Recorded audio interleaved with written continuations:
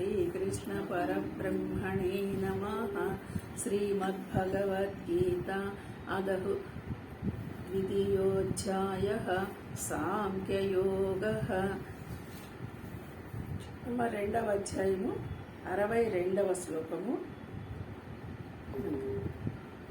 జాయతో విషయాన్ పుంసః సంగస్తేషు ఉపజాయతే సంగా సంజాయతే కామః కామాత్ క్రోధో అభిజాయతే. జాయతో విషయాన్ పుంసః అంటే విషయాలు అంటే ఇక్కడ మనము శబ్దము ద్వారా ఏవేవైతే వింటున్నామో ఏవేవైతే తెలుసుకుంటున్నామో ఇవన్నీ విషయాలు.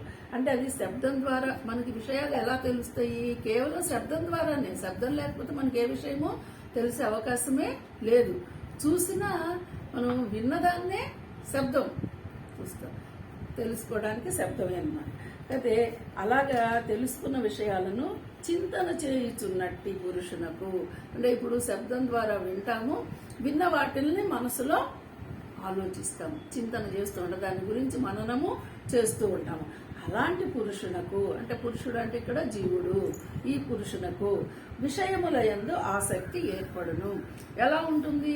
వింటున్నా కొద్దీ ఇంకా వినాలి అనేటువంటి ఆసక్తి. ఇప్పుడు మంచి విషయాలు విన్నారనుకోండి, ఎవరైనా ఒక మంచి ఉపన్యాసం చెప్తున్నారు అన్నప్పుడు ఇంకా రేపు కూడా ఈ స్వామి చెప్తే బాగుండే విందామనేటువంటి ఆసక్తి వస్తుంది. అలాగే మనం ఇంద్రియాలకి ఎప్పుడు మంచి మేతే వేస్తున్నామా అది ఒక్కసారి మనము ఆలోచించుకోవాలి. ఎందుకంటే దాన్ని బట్టే మనము స్వీకరించేటువంటి విషయాలు ఉంటున్నాయి కాబట్టి. అందుకని ఇక్కడ చూడండి, ఈ శబ్దాలని ఎంత ఆసక్తిగా ఉంటుందంటే ఇంకా ఆ రోజు అది వినకపోతే ఇక నిద్ర పట్టదేమోనన్నట్టుగా అయిపోతారనమాట. అలాంటి ఆసక్తి ఏర్పడుతుంది. అలాంటప్పుడు ఉపజాయతే అంటే ఏర్పడడం అనమాట. దాన్ని మనము దాంతోనే మమేకమైపోతాం ఆ విషయాలతోనే. అలా ఉన్నవాడు ఆ ఆసక్తి వలన సంగాత్ సంగము అంటే ఏంటంటే ఆ కలయిక. ఏ కలయిక? ఇక్కడ ఈ విషయాలతో మనకున్న కలయిక. ఆ విషయాలు లేకపోతే మనము వెలువెల్లాడిపోయేటంత ఆసక్తి వాటితో కలిగి అదే సంఘం.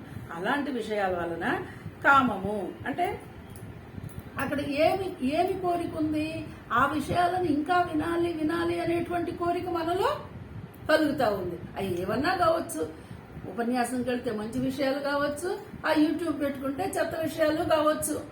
ఎవరికి ఏది ఇంట్రెస్ట్ అది ఏ విషయం అంటే ఆ విషయం మీద మనకి ప్రతిరోజు అలాంటి ఆసక్తి పెరుగుతూ ఉంటుందన్నమాట. కాబట్టి అలాంటి ఆ ఆసక్తిని ఇక్కడ మనము కోరిక, కామము అంటున్నాము. అలా ఉత్పన్నం అంటే సంజాయతే, అలా మనలో పుట్టినటువంటి వాటిల్ని ఆ కోరికల వలన తీరనప్పుడు ఇప్పుడు మనకి ఆ కోరిక ఇప్పుడు మీరు ఏదో చూడండి, ఈరోజు మనము ప్రతి క్షణం చూస్తున్నాము చిన్న పిల్లలు, ఏడాది పిల్లలేంటి, 2 ఏళ్ల పిల్లలేంటి, వాళ్ళ చేతిలో ఉన్న సెల్ ఫోన్ని మనం తీసుకోలేకపోతున్నాం. మనం ఎందుకు తీసుకోలేకపోతున్నాం అంటే వాళ్ళకి దాని మీద అంత ఆసక్తి ఏర్పడిపోయింది. వాళ్ళకి ఏమవుతుంది, మనం అలా తీసుకున్నాము, బలవంతంగా తీసుకుంటే వాళ్ళు ఏడుస్తున్నారు, పేచీ పెడుతున్నారు, మొండికేస్తున్నారు, ఏమైనా చేస్తున్నారు. ఇలాంటి మరి కోపము, అదే కోపము. మరి ఇప్పుడు పెద్దవాళ్ళమే ఏం చేస్తున్నాము? మనం అనుకున్న విషయం, మనం కావాలనుకున్న విషయం, మన మాట అవతల వాళ్ళు వెళ్ళలేదన్నా, లేకపోతే మన మాటను గౌరవించలేదన్నా, ఈ విషయాలలో ఉన్న మనకేమవుతుంది? పిచ్చి కోపం వస్తుంది. ఇలాంటి కోపం వచ్చినప్పుడు ఆ కోపం వల్ల మనకి జరిగేది ఏంటో చూడండి. తర్వాత కంటిన్యూషన్ 63వ శ్లోకం. క్రోధాత్ భవతి సమ్మోహః. ఈ క్రోధం వల్ల సమ్మోహము, అత్యంతమైన మోహం. ఇంకా చూడండి, కోపం వచ్చిన వాడికి ఇక ఏది గుర్తుండదు. మనం అంటామే మాట వరుసకి, కోపం వచ్చినాడు ఉచ్చ నీచాలు మర్చిపోయాడమ్మా అంటాం. అంటే అనే మాట, అనకూడని మాట ఏది ఉండదు ఆ కోపం వల్ల. అది ఆ క్రోధము వలన కోపము. మొదట వచ్చిందేంటి? కామము, కోరిక. పిల్లోడి చేతిలో మీరు ఫోన్ లాక్కుంటే వాడికి వచ్చే కోపానికి, వాడి ఏడుపుకి, వాడు పెట్టే అల్లరి ఎలా ఉంటుందో ఒక్కసారి ఊహించుకుంటే, ఇదిగో మన గురించి కూడా మనము ఏమి చేస్తున్నాము అన్నది ఆలోచించవచ్చు. అలాంటి ఆ కోపం నుంచి సమ్మోహానికి, సమ్మోహం అంటే ఇక్కడ చూడండి అత్యంతమైన మోహం అన్నమాట. ఇంకా అది లేకపోతే నేను బ్రతకలేను, ఇంకా అసలు ఏమైపోద్దు అనేటువంటి మోహంలో ఆ సమ్మోహము మనల్ని ఏం చేస్తుంది, మన బుద్ధిని సమ్మోహ స్మృతి విభ్రమశ అంటే ఈ సమ్మోహం నాకు అది ఖచ్చితంగా కావాల్సిందే, ఏది ఏమైనా సరే అని అంత మోహానికి లోనైన వాడు ఆ స్మృతి తనలో ఉన్నటువంటి అప్పటి వరకు కాస్తో కూస్తో మంచి ఆలోచన, మంచి బుద్ధో, ఏదన్నా ఉండనియండి, అది పూర్తిగా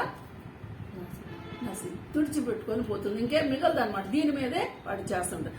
అలాంటి ఆ భ్రమకు లోనైన వాడు స్మృతి ఆ భ్రమని పోగొట్టుకునే అవకాశమే లేదండి, ఆ భ్రమలోనే ఉంటాడు. అలాంటి వాడు స్మృతి భ్రంశాత్ బుద్ధినాశో. ఇప్పుడు నీ స్మృతి అంటే ఇక్కడ నీ ఆలోచన దాని మీదే అదే నాకు కావాలి అని ఉన్నప్పుడు ఇంకా నీలో ఉన్నటువంటి బుద్ధి అనేది ఏం చేస్తుంది, మనతో తోడయ్యుండి కాస్తంత విచక్షణ ఇస్తుంది. ఇది చెయ్యి, ఇది చేయకూడదు, ఇది చేస్తే ఇలా అవుతుంది, ఏదో ఒకటి కొంచెమన్నా మనకి విషయాన్ని గుర్తు చేస్తూ ఉంటుంది బుద్ధి. ఇంకా అప్పుడు ఆ బుద్ధి ఏమవుతుంది అంటే పూర్తిగా నశించి పోతుంది. ఎందుకంటే ఇది బుద్ధి పైన ఇది ఆధిపత్యం చేస్తుంది. ఏది ఈ మోహం అనేది బుద్ధి పైన ఆధిపత్యం. ఇక బుద్ధి పూర్తిగా ఇంకా సరే నీ ఇష్టం, నీ కర్మ నువ్వేమన్నా చేసుకో అని బుద్ధి గుట్టుగా ఉంటది. ఆ బుద్ధి నాశనం. ఇంకా నీకు మిగిలేదేముంది అక్కడ? నువ్వు చేసేది వినశ్యమే కదా. అంటే బుద్ధి ఎప్పుడైతే నీకు బుద్ధి చెప్పడం వదిలేసిందో ఇంకా నువ్వు ఇష్టం వచ్చినట్టు చేసేస్తున్నావు కదా. అంతే. అంటే అప్పుడు మనం ఏమంటాము, ఆ కర్మండి విధండి నాకు ఇలా రాసిందండి అందుకే ఆ బుద్ధి పుట్టిందండి. మాట కూడా చూడండి, ప్రతి ఒక్క వ్యక్తి ఎలా మాట్లాడతాడంటే నాకు అప్పుడు ఆ బుద్ధి పుట్టిందండి, అసలు ఆ బుద్ధి నిన్ను జాగ్రత్త పడు అని నిన్ను లోపల నుంచి హెచ్చరిస్తుంటే నువ్వు దాన్ని వదిలేసి దాన్ని మర్చిపోయి నీ ఇష్ట ప్రకారం నువ్వు చేసి మళ్ళీ నన్ను బుద్ధి అలాగా చేసింది. అంటే ఇది కొంచెం కష్టమే. కొంచెం జ్ఞానాన్ని తెలుసుకున్న వాళ్ళకే కొంచెం అవగాహన ఉంటుంది. అంటే అన్న తర్వాత ఏదో బాధ అనిపిస్తుంది. అంటే ఇక్కడ ఈ బుద్ధి ఇలా అవ్వడానికి కారణం ఏంటంటే నీలో ఉన్నటువంటి ఆ మొట్టమొదటి కోరిక, ఆ కోరిక నుంచి వచ్చినటువంటి కోపము, ఆ కోపము నుంచి వచ్చినటువంటి మోహము, ఆ మోహం నుంచి వచ్చినటువంటి బుద్ధి నశింపు. ఈ కంటిన్యూషన్ ఇలా వచ్చిన మనిషి ఏం చేస్తాడో మీరు ఒక్కసారి ఆలోచించండి. ఇలా దీనికి లోనవ్వకుండా ఉండాలి అంటే నువ్వేం చేయాలి? ప్రథమముగా విషయాలతో నువ్వు సంగత్వం పెట్టుకోకూడదయా. వీటిలన్నిటికీ కారణం విషయాలతో సంగత్వం. విషయాల మీదకి నీ మనసు పోవడము.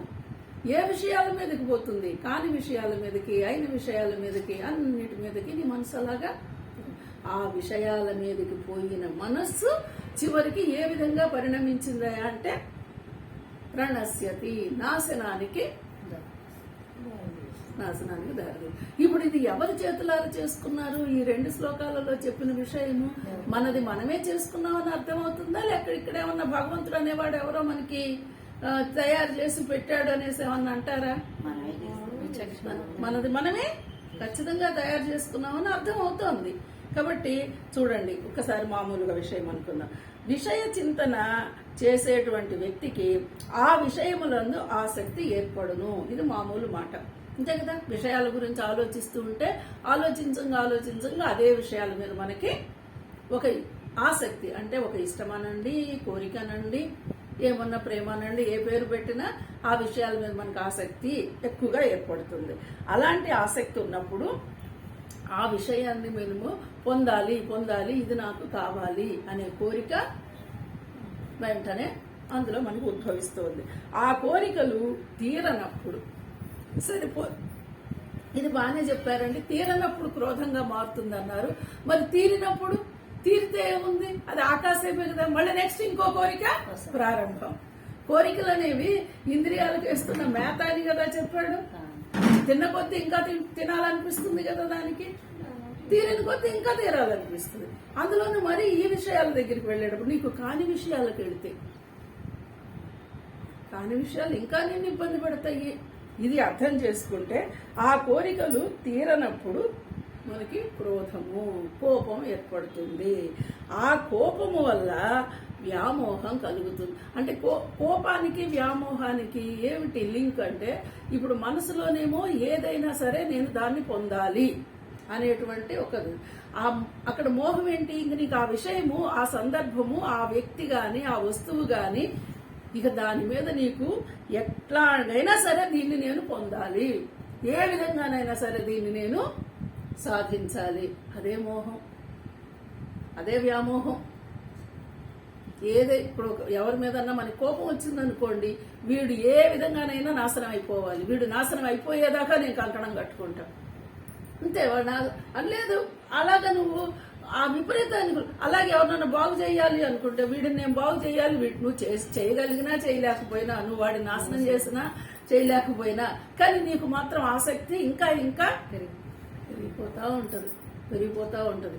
దానివల్ల నువ్వు చూడండి, ఎవరైనా సరే ఇప్పుడు ఏదైనా కొంచెము పిల్లల విషయంలో కానీ కుటుంబ విషయాల్లో కానీ ఇంకా మనము అయ్యో వీళ్ళు ఇలా చేస్తున్నారు వీళ్ళని మారుద్దాం అంటే వాళ్ళని ఏం మార్చగలుగుతున్నారండి? ఆ వ్యామోహం మనలో ఎందుకు పెరగాలి? మనం అది చెయ్యలేము అని మనం ఊరుకోము. ఇప్పుడు ఊరుకుంటారా? ఊరుకోము. చేయాలనే ప్రయత్నిస్తాం. వాళ్ళని మంచి దారికి తీసుకురావాలి, మంచి వైపు తీసుకురావాలనే ప్రయత్నిస్తాం. అది ఎందుకు ప్రయత్నిస్తున్నామయ్యా, వాళ్ళు వినరని తెలిసి కూడా అంటే వాళ్ళ మీద మనకు ఉన్నటువంటి పేరు పెట్టామే, ఆ వ్యామోహానికి ప్రేమ. వీళ్ళు కుసించి కృంగిపోయినా కూడా వాళ్ళని ఏదో చేయాలనే చేస్తుంది. ఇదే ఆ వ్యామోహం అన్నమాట. అలాంటి వ్యామోహము, దానికి మనం ఏంటి ముద్దుగా ప్రేమ, అయ్యో ఎట్లాగండి బాబు బాగు చేయకపోతే అని మాట మనం పెట్టుకున్నాం. అలాంటి వ్యామోహము, దాని ప్రభావమున నీకు స్మృతి చిన్నాభిన్నం. చూడండి, అట్లా వాడు నువ్వు చేయాలి అనుకుంటే వీడిని బాగు చేయడం కోసము అంటే లోకంలో ఇలా మరి చెప్పొచ్చో చెప్పకూడదు కానీ నాకైతే మాత్రం అనిపిస్తూ ఉంటుంది. ఇప్పుడు మన పిల్లలే ఉన్నారు, మన పిల్లలు వాడేదో లేటుగా వచ్చాడు, లేకపోతే అదిగో సినిమాకి వెళ్ళాడు, లేకపోతే ఫ్రెండ్స్తో కాసేపు గెంతు వచ్చాడు అని అంటే, ఇది మన పిల్లోడి మీద మనకున్న ప్రేమతో మన పిల్లోడిని చెప్పకుండా అదిగో వాడి ఫ్రెండ్ అండి, వాడు తీసుకెళ్ళాడండి, వీడు తీసుకెళ్ళాడండి, వీళ్ళు మూలంగా పోయాడండి, వాడి మూలంగా పోయాడండి. ఇప్పుడు చూడండి, విపరీతమైన స్పీడ్తో కార్లు వెళ్తున్నారు ఈవేళ, విపరీతమైన స్పీడ్తో వెళ్తున్నారు. ఎవడైనా కానీ ఇప్పుడు అందులో ఇద్దరు వెళ్ళినా నలుగురు వెళ్ళినా నలుగురు పిల్లల తల్లులు ఏం చెబుతారు? వాళ్ళ పిల్లోడని ఏ తల్లి చెప్పదు, మిగతా వాడి మీదే చెబుతారు. ఎందుకంటే మనవాడి మీద మనకి మనవాడి మీద మనకి ప్రేమ, మనకి మోహం.